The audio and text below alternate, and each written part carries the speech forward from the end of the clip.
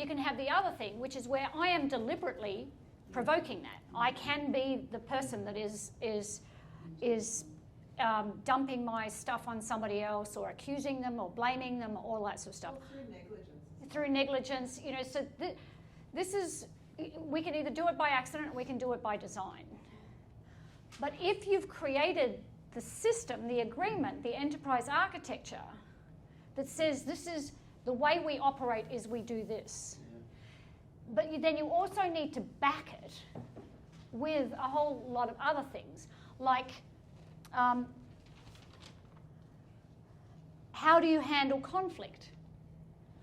And so conflict, if you don't have that in your enterprise architecture as upfront and then it's lived, it's very hard for us to make that decision. So a really amazing way of handling conflict is that if Nikki and I are in a disagreement, we recognised it, we're both committed to clean communication. If we can't work it out together, then in the enterprise design we have an agreement that we've chosen, because we've stepped across the threshold through sovereign choice, we've chosen it, which is, okay, we can't work it out, we need a third party. Who is a third party that both Nikki and I would trust to bring into that? We have to both agree to that. We bring in Ty because he's our mutual third party. If we still can't work it out, we go to another level. And that has to be in the architecture, so that when I'm stepping into this enterprise, we've got that covered as well.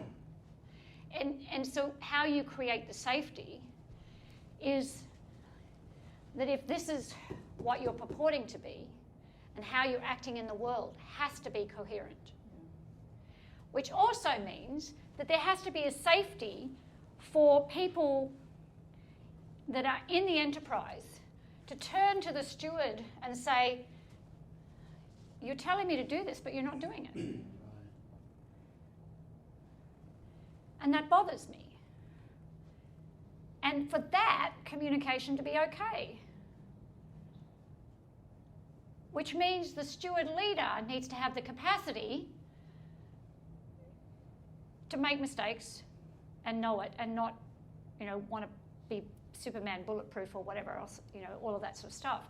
And so this is, again, a whole systems design. It doesn't apply just to a group of people. It has to apply to the whole entity. It has to be coherent and lived as an experience. The point of creating enterprise architecture is that it enables you to design the type of community in that you want to design through intentional purpose, and that I, as someone who's going to participate in this, gets to read the agreement, which is not the standard agreement, but read the agreement of how I'm going to be engaged in that enterprise and go, I'm saying yes to this. Sign, I'm saying yes to this, and now I can cross. And now we have to make sure that the support and the infrastructure is there to enable all of those conditions. So if I am not someone who can handle conflict and I'm having this issue, where's the support, where's the infrastructure that will enable me to do that?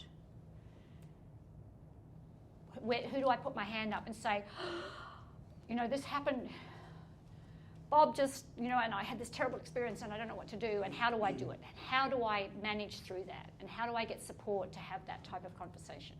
That has to be there as well.